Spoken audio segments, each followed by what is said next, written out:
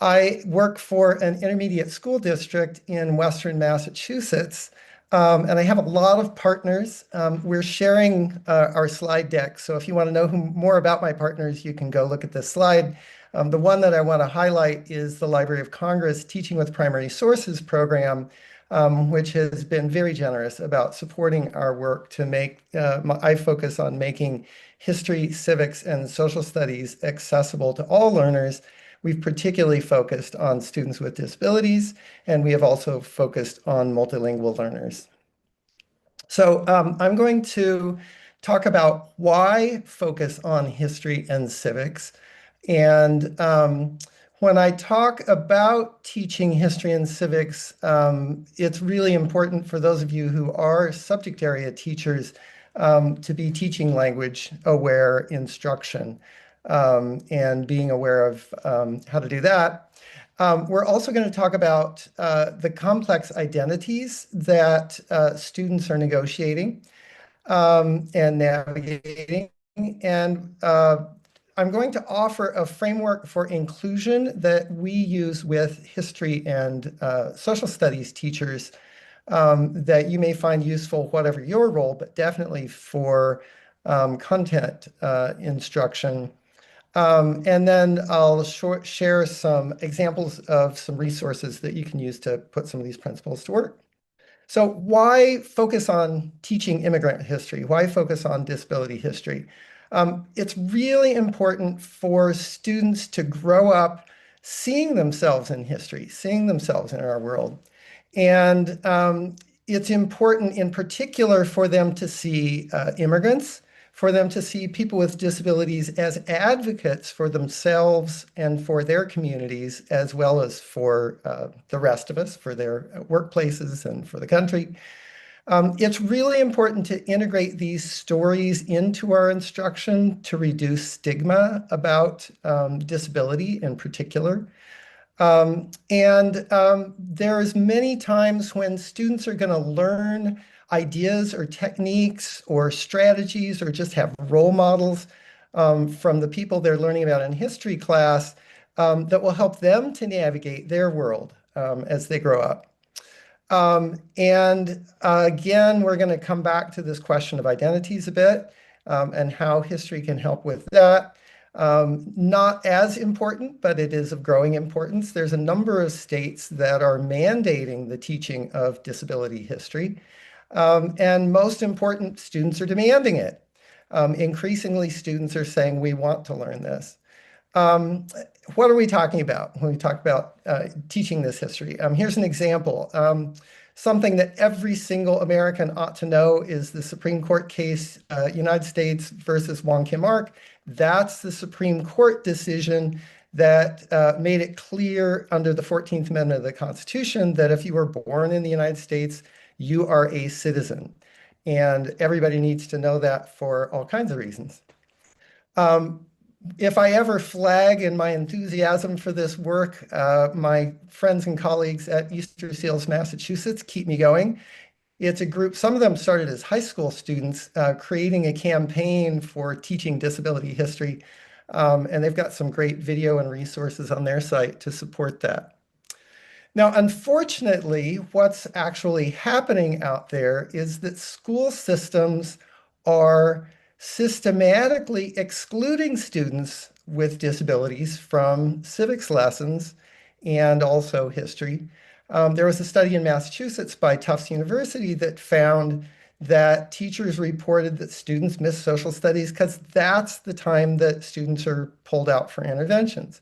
I certainly understand the importance of them learning the core curriculum, and what we need to do is to make history civics part of that core literacy curriculum. And there's no reason in the world why we can't do that. The study also found that students who were English learners were also being pulled out.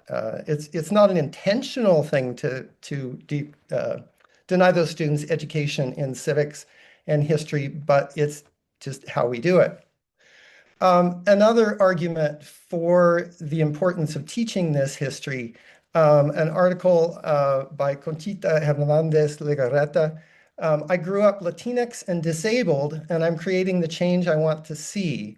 And she talks about growing up in the Bay Area of California and being completely unaware that that was a center of the disability rights movement and not knowing that history and having to figure out her identity as a disabled immigrant English learner all on her own instead of being able to have people help her figure that out. So how can we help students use this understanding of history to explore and understand their complex identities? There are some good resources. There's not a ton, but there are some good resources out there.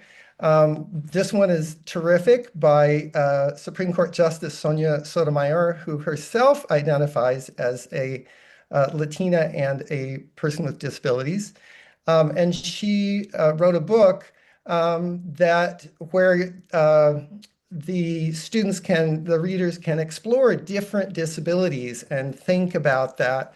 This particular book happens to be available in both English and Spanish, which is not universal of all the languages that students speak, but it's a large number. Another good book and way to address some of this history is addresses the 1947 case. It was a federal court case that struck down separate schools for, they called them Mexican schools in California. And it was a federal case based on the 14th Amendment that said that separate schools cannot be equal. That is exactly the argument, and this was used as a precedent for 7 years later, Brown v. Board of Education, which is, of course, famous, much more famous case. The court case was Mendez v. Westminster, and this is Sylvia Mendez. She's the student who was named in the suit, her family. And there's some great resource materials, films, and all sorts of things on her and her story. But there's a connection here to disability. And I'm sure you all will recognize this, even though this was 70 years ago, it's unfortunately still largely true. So the lawyer for the Mendez family was speaking to the superintendent during the trial, superintendent of schools, and said, in your opinion, is a child retarded because of the fact that he speaks or is bilingual? And the superintendent said, yes. The lawyer came back and said, now, isn't it a fact that a child has more comprehensive knowledge, at least linguistically speaking, because they speak both Spanish and English? And the superintendent said no. So clearly this is an issue. This isn't something you would be teaching to second graders, but high school students absolutely could be wrestling with these notions of identity and helping them figure out, as I'm sure you're well aware, many students with disabilities the last thing they want to do is to be identified as having a disability. There are many students and a growing number who do want to be identified as having a disability and feel empowered about that. And similarly with students who are multilingual, we need to help them figure out what they want to do about their identity and realize that it changes across their lives. So here's the framework that we use. Again, my focus is largely working with those general education content teachers, but I'm always emphasizing the importance of collaboration. So we developed what we call a framework for inclusion. We're going to look at each of these three elements in turn. Physical accessibility refers just to being able to be in the school and have access to all of the materials and so forth. What I always tell the social studies teachers is I'm not going to tell them which program they ought to be using. They need to work with their school and know what the students are learning and support those teachers in their school. So the second element is narrative accessibility. We're going to talk about this a bit more. What I mean by that is, as we're teaching narratives, both in literature but also in history, who's speaking?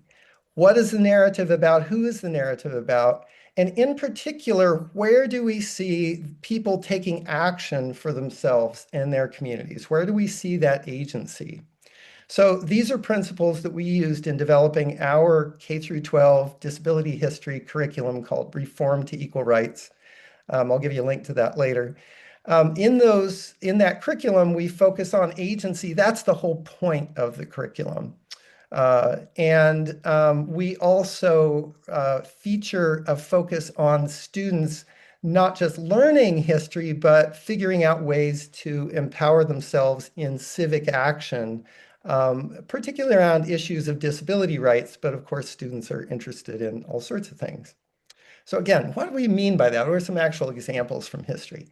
If you've never heard of Laurent Clerc, I hope you remember his name going forward.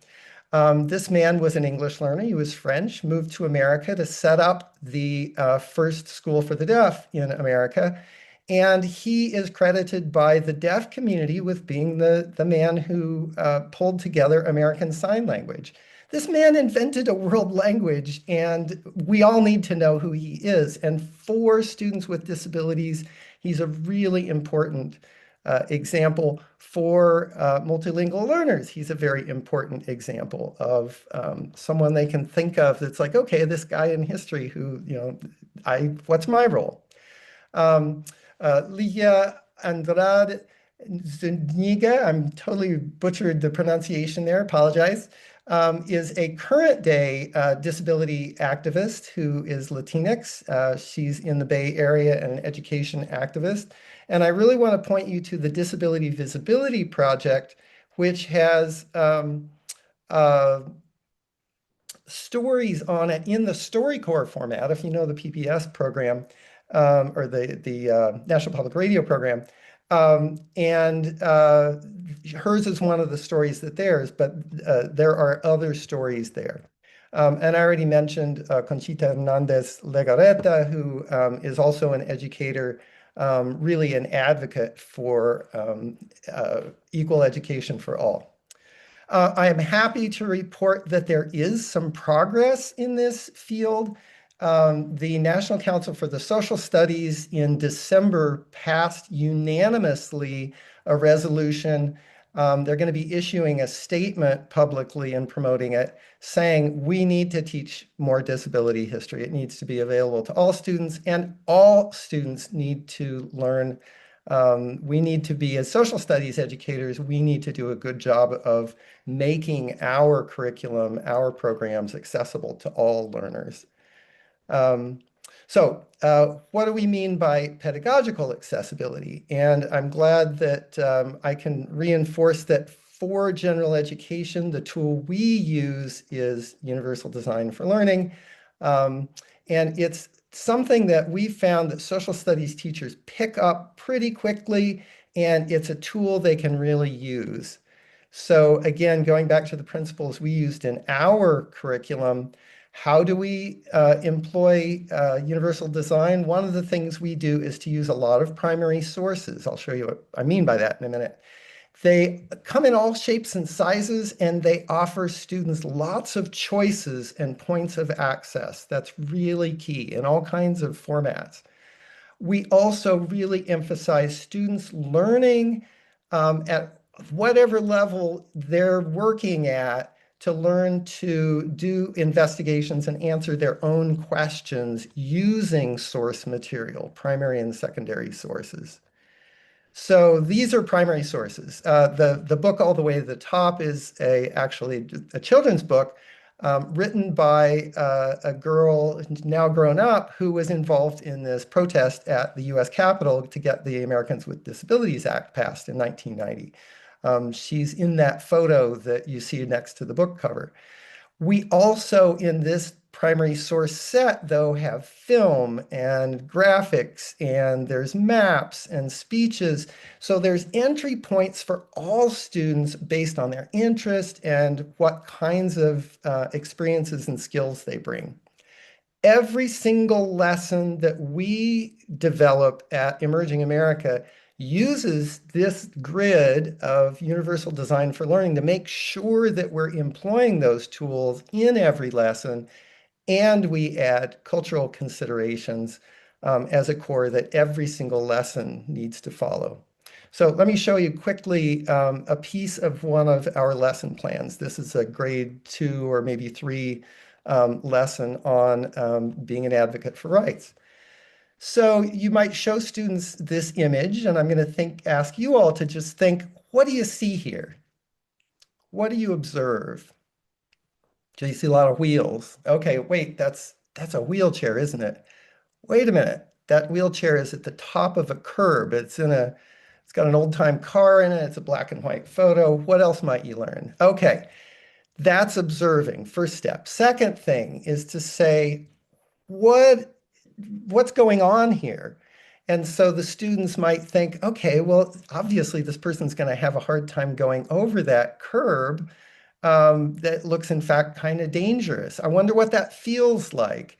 And I wonder what are they going to do? What are they going to be doing after we see this image taken? So what questions do you have? How is this person going to navigate this? And if the students are aware of curb cuts and they say, well, wait a minute, why don't they just use a curb cut? That brings us to the story of, well, here's an example of a curb cut. If the students uh, don't know what one is by name, and they can say, oh yeah, that's like, we see these everywhere today. When did that change? When did that happen? That's what history is all about. When did this change?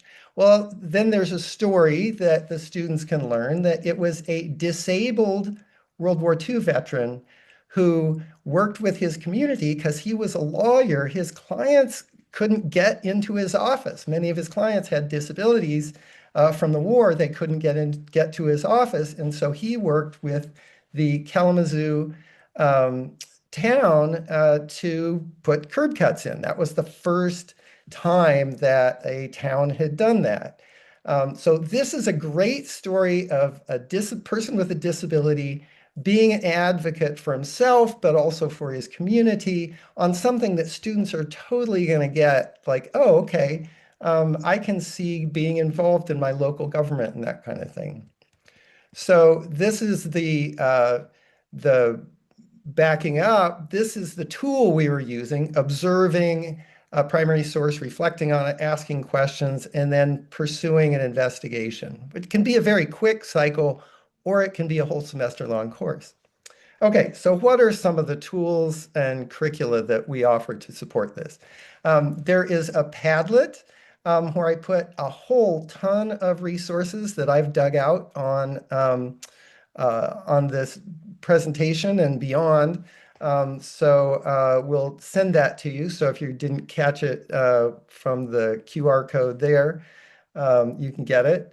Also want to point you to our curriculum, which has 23 lessons, truly across K through 12, with almost 300 primary sources, and it follows those principles I talked about. We also, on our Emerging America website, have a thing we call the Clearinghouse, the Access and Inquiry Clearinghouse, that is all about access and inclusion, particularly in the social studies, including civics. And I want to point to a curriculum that's just awesome. There's an organization called iCivics that created a program called Private Eye History Detectives. And I was in a workshop with a teacher who teaches students with very significant disabilities of all kinds. And she said the way she teaches history and civics to them is she uses iCivics. She pulls out the grade-related materials from that. And she said, you know, I may not use those cartoony kid characters, but the curriculum makes all of its slides available, so you can modify them if you want. And it's just awesome materials. This is an example of how those work. This is a photograph that the students would analyze. It's about the polio epidemic, I believe. These students were pulled out of school because of a polio epidemic, and they're building something in their yard during that time. So it's looking at history and thinking about disease and so forth. There was a question coming in before we started. People were asking about, well, what research is available in this? And so there's not a huge amount of research, but there's a number of recent publications, some of which I've been able to contribute to, And on our website, you can find a list of materials that, again, focus specifically on civics and social studies, but on inclusion, particularly of students with disabilities. I encourage you all to follow me and join me on LinkedIn. And we produce a monthly newsletter, and we have an interest group that meets quarterly if you'd like to learn more about that. And